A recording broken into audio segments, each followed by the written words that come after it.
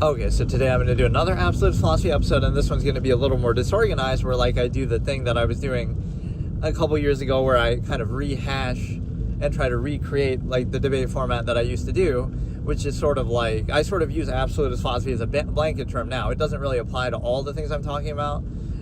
I would call it like revisionist philosophy, or I would call it, you know, the court of reason was the debate format. So like, it wasn't really under all this banner, but I'm just using it as like a banner term now, because a lot of this fits into the whole idea, again, of objectivity and just approaching things like that. And so the thing is, let's talk about a few random topics first, but then I'll go into basically when I'm saying recreation, what I mean is, like, I did that one episode of recreation, which I guess I still haven't uploaded, but I uploaded some of the excerpts to the Court of Reason channel itself. But like, I'm going through and redefining and kind of going through all my terms and redefining them, right? And so sort of recreating the format in a way and presenting it as if for the first time something new, because I'm assuming people aren't aware of it, and I didn't really keep a good record of that in the past. So like, you know, I'm doing it fresh as if for the first time. So that was the one recreation episode I did, which just means, again, I'm going through all the old terms and redefining them. And so with this, it's the same thing. Like, I'm going to go through like some of my notes on my phone or something like that, where there are things that I've already discussed or already, maybe not really discussed, but whatever, like already have like a bit of a sound explanation, you know, sound logical razor or thought process behind it. But now I'll just kind of go through those. So I'm going through not necessarily something I haven't talked about before, but again, it makes no difference when you're a small clown creator like me, because nobody knows the difference, right? Nobody would have known or heard or watched this anyway. But yeah, so basically we're going through the phone notes and recreating some of these ideas that we've discussed, or again, like written about in the past, or whatever, just occurs in a more dynamic, organic way. And so what you can do with that is you realize, first of all, like today is one of those days like, wow, I'm doing this while driving, and that could be dangerous because, oh, it's snowy and this and that, but it doesn't matter, because you're like, you know, you're going slow, and it's actually kind of better to do it like this because you're kind of bored, and it's like, okay, it's going to be a slower, longer drive. But no, it's pretty bad roads, pretty bad weather. And yeah, like if I was showing a dash cam thing, I almost want to set that up to kind of show like where I'm going. I don't know exactly how to do that. I could like just prop this thing up on the dashboard, but in this case it would be, oh, it's almost a whiteout, you can't even see anything, so like what's the point? Almost as exciting as the white fucking notepad that I have open all the time with this. But what it is let me first of all praise YouTube. I'm going to shill for YouTube, even though not really. It's just like, this is convenient because I like the fact that the auto upload feature of this, and the fact that it'll be there forever. Maybe that's what Twitch needs, is like, your VOD should just stay there forever, which maybe there's a way to subscribe and get that, but like, and again, the viewership from the algorithm and stuff like that of videos that are uploaded on YouTube is generally better than Twitch, right? People aren't really watching Twitch for VODs. They're watching for the live experience, and then the VODs are like a trickle-down effect. Whereas YouTube, they're not really watching for live, they're watching for the uploads, right? That's the main difference. And so I will praise it in the sense that it's kind of convenient just to do this, and now I don't have to worry about editing or uploading or downloading it. So this does make it more of a routine thing. Like, I can just do this and then it's auto uploaded and just not even worry about it. Because again, there's like this perfectionist mentality that sometimes that you have, like where, oh, it has to be just right, or it has to be, you know, done in a certain way, and then you just never do it. So yeah, this is not a bad system of, again, you do the stream, it auto uploads, right? It saves the live, and then presumably forever. I hope I'm not wrong in that, but I am still downloading them just in case. And then it just auto uploads. So that's convenient to the extent that, again, you don't have to do anything else. You just do the live and that's it. And you might think, oh, but you should edit it or something, but there's nothing to edit visually. So the only disadvantage of this compared to a video that I would edit would just be, okay, maybe the thumbnail would be better, which I could still probably change the thumbnail on the live, either before or after. But that would be like, that the beginning doesn't start with me talking right away, so you'll have to skip ahead a little bit. Whereas if I edit it down, obviously I would just edit it with me starting to talk. So that's the one disadvantage. But no, generally I do like this, because again, that's the advantage it has over Twitch, is that the video will upload itself automatically and be up there forever, and the general algorithmic viewership on YouTube of uploaded videos is better than Twitch, because again, Twitch, they only stick around for a couple weeks, or some of the clips and highlights stick around, but generally I haven't seen much from that. Like, not the way that, you know, some of your YouTube videos will have like 50,000 views or something, right? Even for a small channel like me is a good example. That's a good way to kind of test it in a different way, right? Sometimes people who are big channels will try to judge, oh, the algorithm is this or that. But for someone like me, okay, I have 300 subscribers, but at least I have a few videos that have like 50K views and 30K views. And so, like, how does that happen? Obviously, there's some, you could say it's to my credit, like, oh, it's a really good video and people liked it, and they, you know, if they like it quickly, if a lot of people like a video right when it, you know, right when you upload it, it has a higher, you know, spread in the algorithm and stuff like that. To some extent, you could say that's a bad process, because, you know, obviously, an algorithm is something that's being controlled and can be contrived and arbitrary and have all incentives into it. But ultimately, whatever, you do see the upside of it more, obviously, here. And so, whatever, I do like the idea of doing that. That's kind of what I'm going to try to do. So whenever I do like actual gaming content or something, like, you know, like I was doing my Red Dead series and stuff like that, I'll do that on Twitch. And anytime I'm doing this kind of thing where I'm just chatting and just talking, like these Absolutist episodes, I can do this on YouTube. Even though you could argue, oh, I should maybe multi-stream or something, but I don't mind sort of separating them like that. So yeah, I'll praise that a little bit, because again, it creates this sort of routine of low quality content that I don't mind doing. Low quality, at least in the sense of the visuals and anything else. But like, when you do something in a routine, it's a good psychological concept, right? Like, okay, it would have to be perfect, and unless it's perfect, you're not even going to do it. You're not even going to try. So if you just do it, even if it's lower quality, you just say, okay, you know what, just do it, and then try to improve it over time, instead of just never trying to do it in the first place. And then, okay, let me start with the first topic, which is going to be how I'm going to clown the Path of Exile community till the end of time, because this is one of those egotistical, strange gaming communities. So, like, I played Path of Exile 1 for the first time in, like, 2023, it must have been, right? And so I'm getting clowned in the comments because, like, oh, you're doing this wrong, or you don't know how to do this or that. So here's a few problems with this whole perception, right? And even I was unhappy during the VOD itself, during the stream itself, because not only was I, you know, I was trying to play a blind first playthrough like I normally do, but people were actually helping me more there in the chat, again, as a passionate community. People were helping me more in the chat there than they do in most episodes, and I was actually reading quite a bit of it. So I was even unhappy that, oh, I felt like I got helped too much, and I read chat too much, so I was a little bit unhappy with that session for that reason, that I felt like I got too much help. And then what happens on the YouTube comments? People are saying, oh, you're a moron, you don't know what you're doing. Right, you're doing this wrong and that wrong, despite the fact that I got external help too. So it could be that, oh, I'm just the biggest moron ever, which is fine, right? I don't even care, because again, what does a first session of a game prove, right? Imagine the depths of egotism that you have to go to. You're not bragging about being like a world first clear, permanent, you know, esports player, whatever, right? You're not bragging about that. You're trying to extract ego from being better than somebody who's playing a game for the first time that you've maybe played for a long time, or even if you want to compare that on a one-to-one level, which is a bit disingenuous, but like, compare your first session of playing the game to their first session of playing the game, and then were you really that much better? Would you know all these things that require external research or whatever, or again, a certain amount of time put in to figure out? Again, assuming first of all there's a zero-sum process, like, it's, you know, it's fun, you're just kind of wandering around. I like to play blind, I like to figure things out later, I don't like to, you know, just kind of wing it. You can figure it out as you go. It's not like you need to know all these things right away just in the tutorial. So that's the one hand, like the fact that they're extracting ego from this. Yes, they were better than me, presumably. They don't have video of it, maybe they can't prove it, maybe they look stuff up, maybe people take those things for granted, maybe the game was in a different state then, so a lot of these mechanics didn't even exist then. But it's like, you're missing the essence of the blind first playthrough, and the fact that knowing is half the battle. Like, on one hand, it doesn't matter, right? Someone's playing the game for the first time. If you don't like their playthrough, you don't have to watch it. That's fine. But it's like, it doesn't prove anything either way, right? So like, oh, I'm the best player ever in my first playthrough, and I immediately figure everything out. right? So what does that prove? Like, wow, I beat the tutorial in record time. I beat Brutus in record time, whatever. It's like, it wouldn't prove anything. It's just a tutorial, so who cares?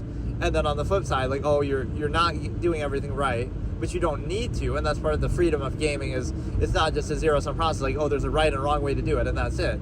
Maybe I'm doing it out of preference. Maybe I like to play like that. Maybe I, have some suboptimal build that I'm doing, not because I know what is or isn't the best build, but just I prefer that. Like I'm saying, I want to make a strength-only character in Dark Souls, for better or for worse, with the, the advantages and disadvantages you'll get. That could just be a preference that you have. So you're removing the fun factor, the self-actualization. You're trying to turn it into a zero-sum process. You're trying to treat it like egotism, almost like real life or a job or something. But you're treating it like, again, this is how people treat chess to some extent. Like, oh yeah, it's a zero-sum process. There's the right way, wrong way, and that's it. And so part of that is because, okay, it's a game that's got a multiplayer community. It's a game that has a passionate community. It's a game that has a lot of depth and content, no doubt. But you're kind of misframing it, that it has to be an egotistical thing. You're just playing it. You're just trying it. It's just your first session. You're not trying to prove anything. Nothing you do would prove anything. Again, you could be the best ever in your first session in the tutorial. So who cares? It's just a tutorial. Or you could be the worst ever. Okay, it's a tutorial. What do you expect?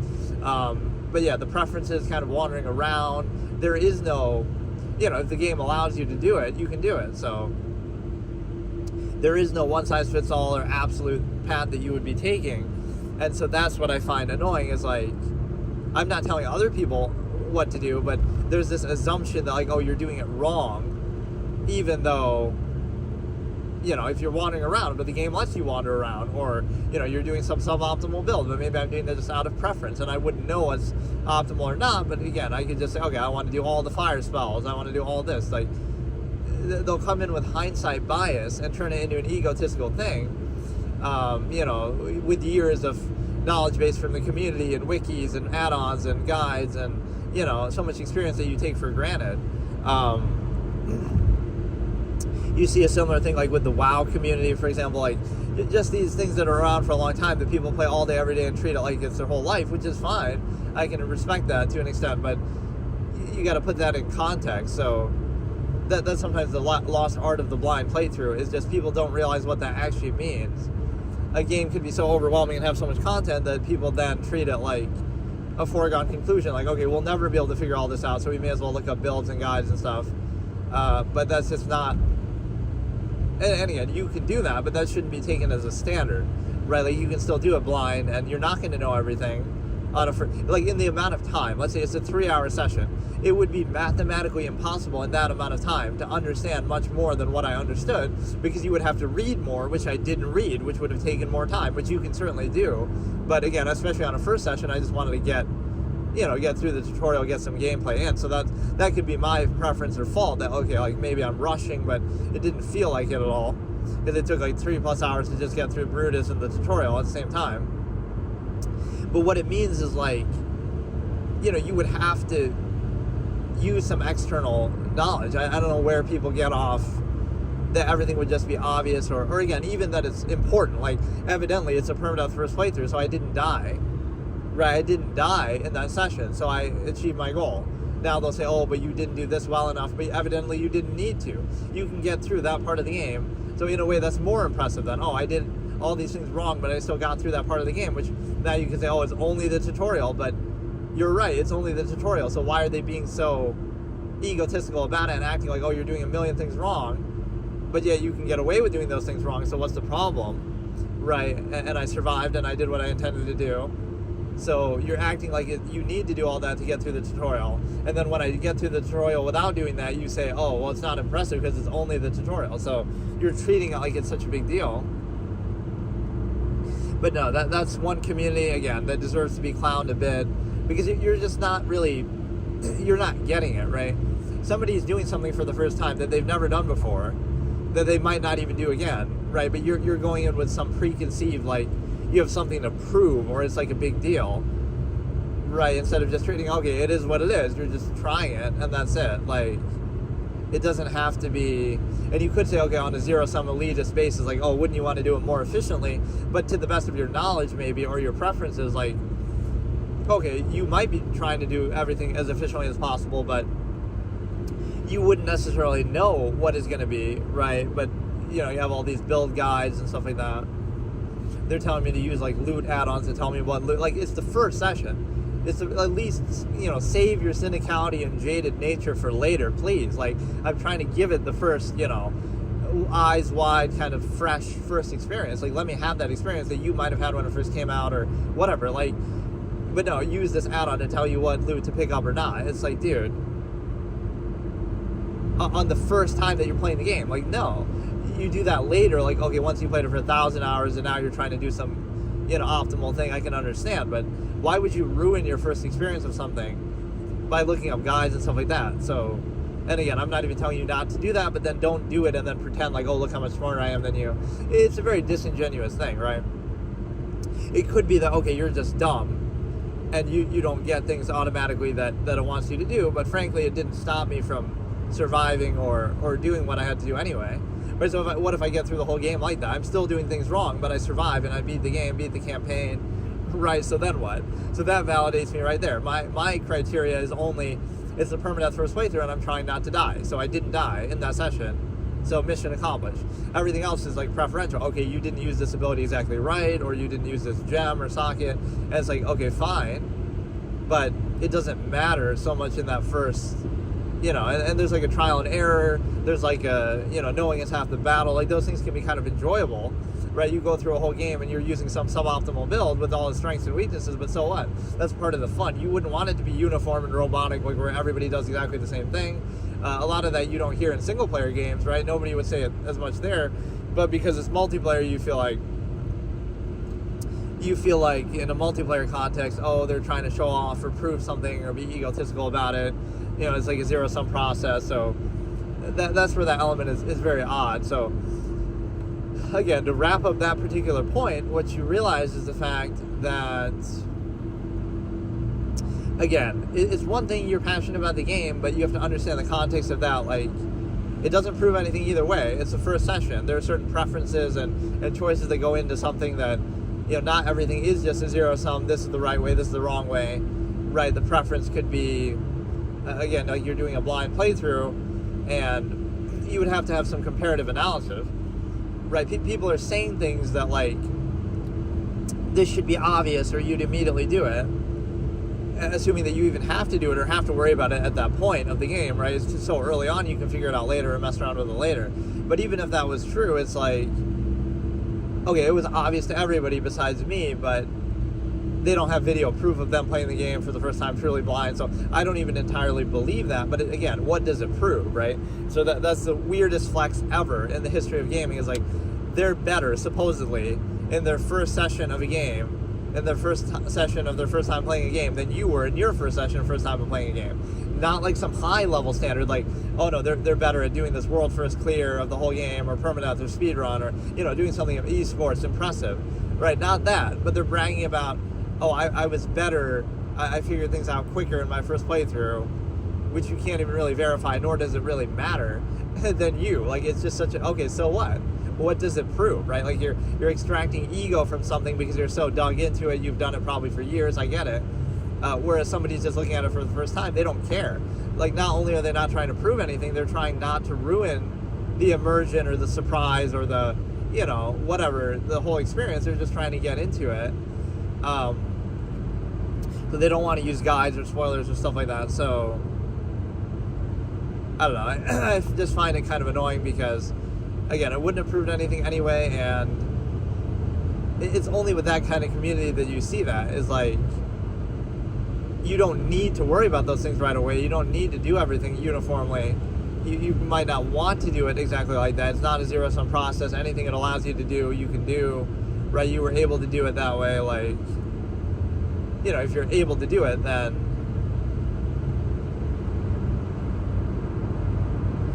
right, like, oh, your style of play is wrong, but then why does the game let you do that? It could be out of preference too, just, okay, I want to deliberately handicap myself in this way just to make it more interesting, which maybe you would say on a first playthrough you shouldn't do that, but I do stuff like that all the time. Or even the fact that there's a first playthrough permadeath and all this, like, it's just a preference, but I'm not telling other people to do that, or I'm not holding that against the game necessarily. Yeah, I find that whole thing very interesting because it doesn't bother me, again, like I said, because you don't extract ego from something that you're doing from the first time anyway, right? So you're not proving anything, but it bothers me that that's the kind of community that you sometimes see, is that they're really sucking the fun out of it, right? You can't just have that experience. Oh no, it's your first time ever playing it, but you should have an add-on to tell you the optimal loot and build and guides, and you should know exactly how every mechanic works, and so there's no thought. Like, take the thinking part out of it, and it's like the game is just a zero-sum process, and it's just about doing point A to point B, and that's it, right? Instead of, no, like, let me experiment with this, let me do trial and error, let me mess around with this, let me try to figure this out, let me, do kind of whatever I feel like doing. So again, the knowing is half the battle is sometimes not something that people respect or value anymore. And then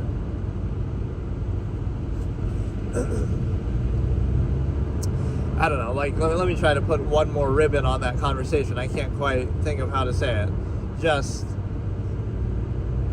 you're being egotistical and trying to prove something. And again, I'm even skeptical of that, but even if you're right, okay, like they immediately, everybody knows exactly what they're doing, exactly how every mechanic works, which frankly doesn't even make sense, because again, some of these same people who are saying that would have been playing the game from years past, so like those mechanics wouldn't even have worked that way at that point. So like things have changed, and like, I don't know, it's people who are really dug in, and it's sort of hindsight bias to try to seem smarter than somebody who's doing something for the first time. So if you were really genuine, okay, when you did it for the first time, you wouldn't know what you're doing either. You know why? Because that's how doing something for the first time works. You wouldn't know what you're doing. That's the whole point, right? Like, I don't get and you don't necessarily even want to know what you're doing right away. You want to figure out over time and learn and whatever. But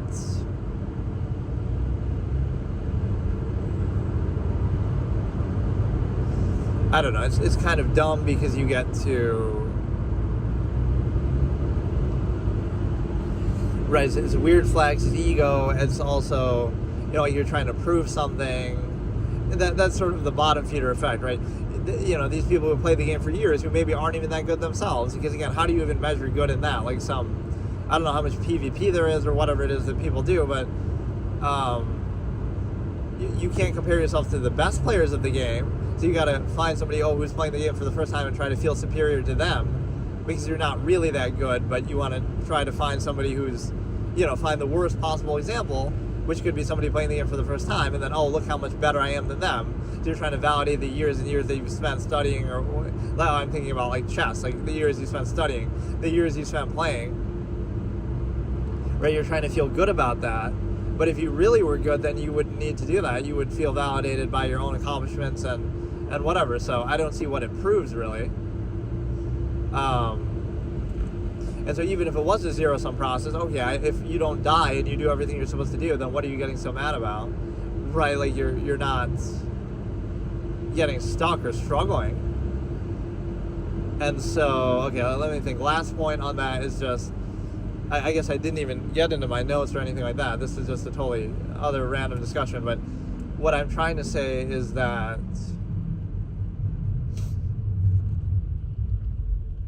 it's the fact that you basically you're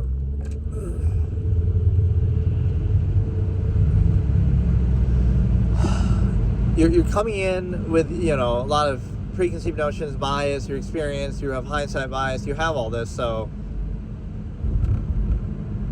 it's like you're trying to prove something or get some sort of gratification out of it.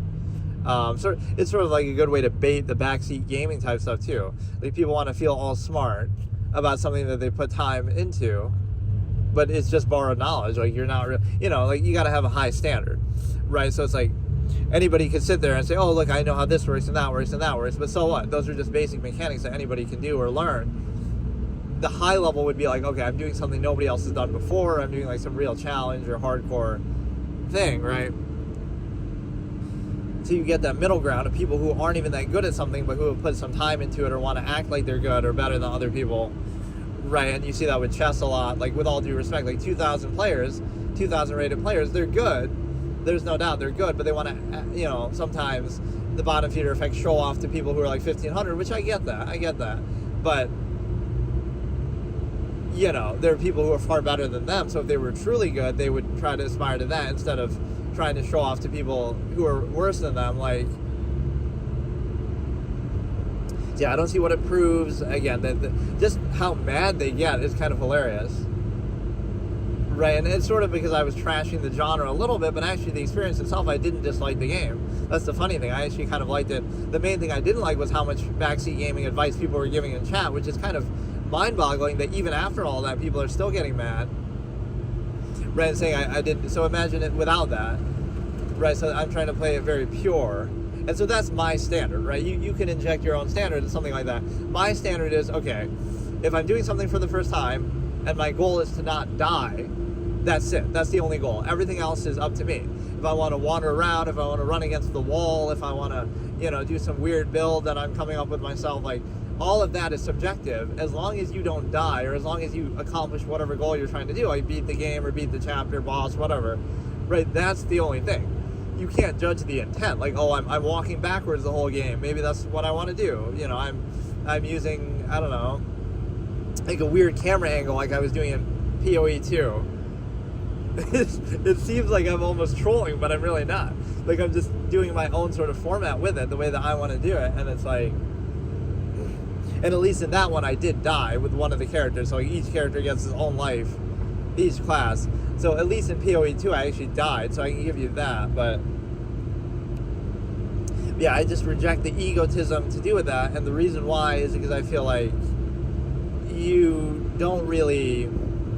It shows like some sort of insecurity or whatever. Again, I'm not saying there has to be any positive reaction. I'm somebody who actually dislikes that idea. It's like a form of bait content that, oh, you're doing something for playing a game for the first time. And right, you get a lot of viewers from that, which that is a pretty high viewed video, like 10K views by Path of Exile 1. And so it's like, I don't think it's that notable that it deserves that many views, especially relative to the other stuff that I have. Right, for a small channel, it got relatively high amount of views. So I'm not saying that it's anything impressive or deserves that, but it's also not that big of a deal in the other way, like it's the worst thing ever, or they're just kind of projecting certain things that they like, kind of assuming your intent fallacy, right? They're assuming what you're trying to do and saying, oh, you're not good enough at doing it. But what if you're not trying to do that? What if you don't care about that? What if you don't need to do that? You don't need to worry about it yet.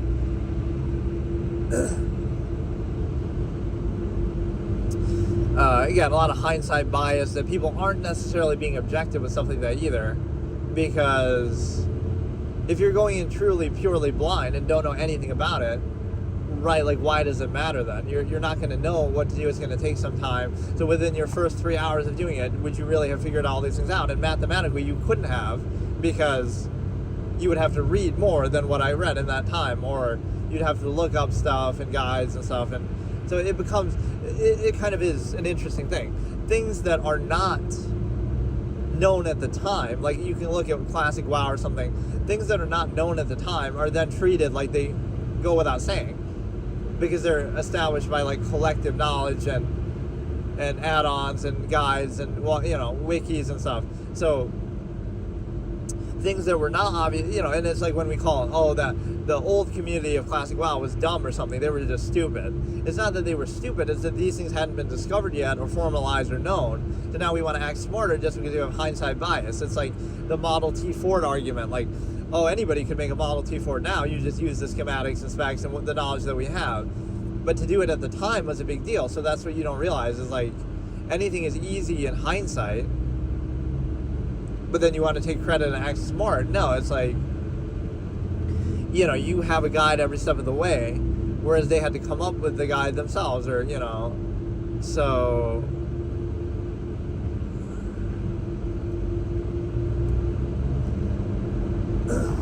I guess this will just be the whole topic. I wasn't expecting to talk about this the whole time, but whatever. Yeah, I do like these sessions quite a bit, because they're very multivariate. So yesterday I did the one where I did the Daryl Brooks reaction, kind of, where I didn't actually even react, but I want to have like a slightly better setup though if I'm going to do this, like with the mic, because I want to like have a mic that I can clip on or hold that, and then I can kind of navigate this a little better.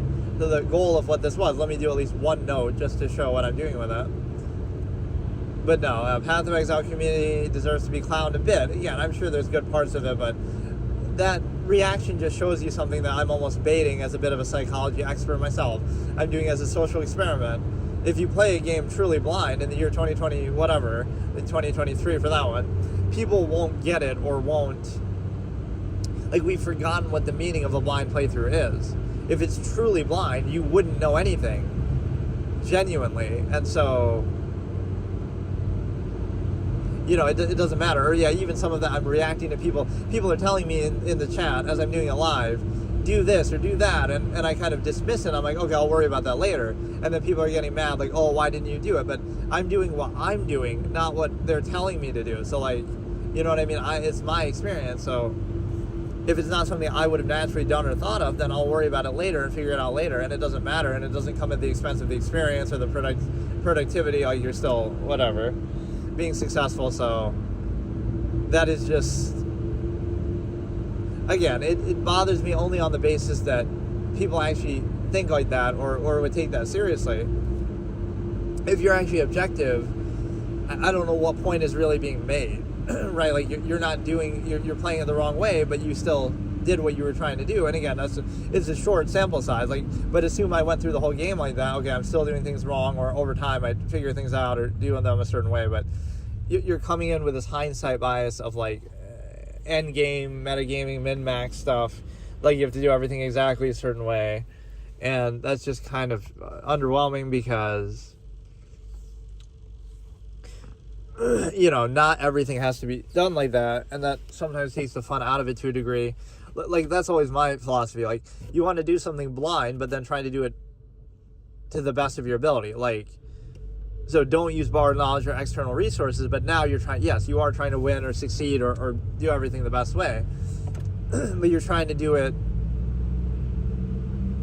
you know, like, you're trying to do it to the best of your knowledge or what you come up with. So it's not going to be objectively the best because you're not going to know what that is, but you're trying to do it, like, you know. So within those confines, you're trying to do the best you can, instead of the confines being like, you know,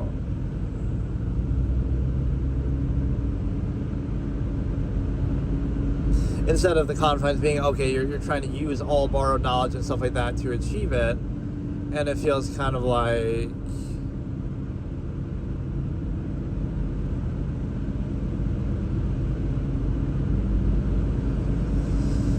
right, that sort of defeats the purpose to a degree. So you're trying to be egotistical about hindsight bias and borrowed knowledge, right, that you're kind of interjecting, which you can have that if you want. You can feel egotistical about that. My only thing is, like, it doesn't matter. I don't think it proves anything either way. So I'd rather have the immersive first experience pure than to try to prove something out of a first experience. Again, the part that would prove something comes later. Like, again, if you're doing some high level end game, world first challenge run, you know, something esports, whatever it is. I don't even know if, that's why I keep saying that hesitantly. I don't know if that even has esports or what. I don't know what people really do with it in the long term. Like, there's obviously new content that always comes out, but I don't know. Like, people were even mocking PvP and saying it's kind of imbalanced and they don't like it. So what is it that people get so egotistical about? But yeah, you're kind of bringing two different standards in. You see that a lot with chess. I mean, I could clown the chess community, but at least in chess it makes a bit more sense because there's less to it, right?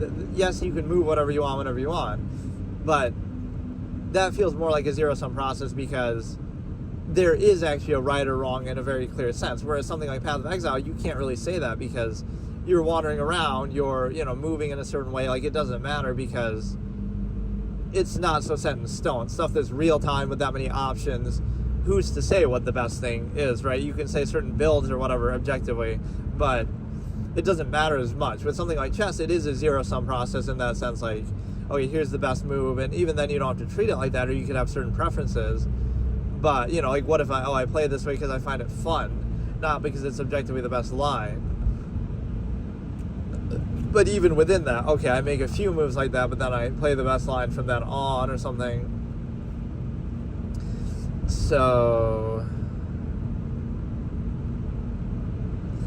yeah, I didn't end up actually, yeah, let me do one topic. We'll do one topic from one of these here, recreation, just to show you what it is, like how we did a minor reaction of that song yesterday, the 6-7 song, which genuinely was my first time hearing it, although I recognized the one line from it. Okay. Let me think about this one. Okay.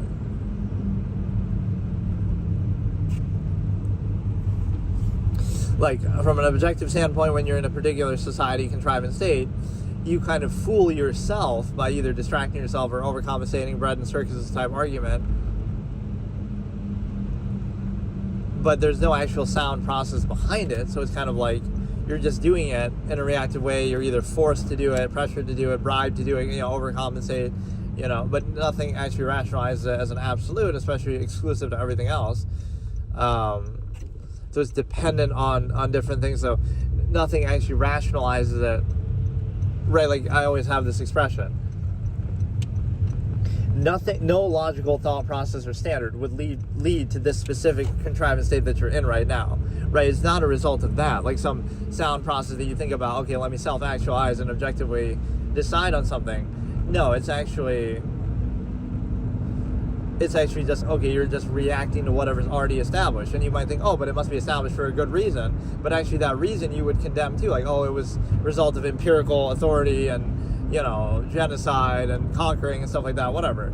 Right? So it would have been, oh, people just took the initiative and did something and established something. And now you mindlessly react to that.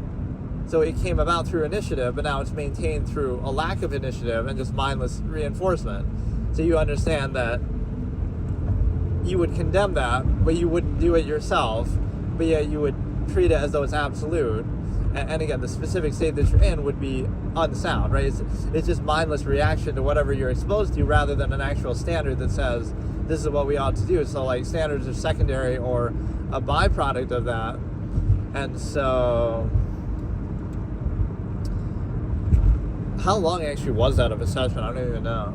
It's like the assumption was, okay, it would take longer to drive because I'm doing that. Because whatever, the weather and stuff, which wasn't actually too bad even, but yeah, that'll be one format that I do at some point maybe. We'll do sessions like this and it'll be like, I put the camera in the window, right, in some sort of a stand, and then I drive all around the country and I'll do these sessions while doing that somehow. I guess it's not that big of a deal. You just need some sort of camera set up on the dash, and then like you're driving, you're showing where you're going, giving some visual feedback, and then you're also I'll be talking about some of these same subjects and all that. And so that seems like a good segment for a session there.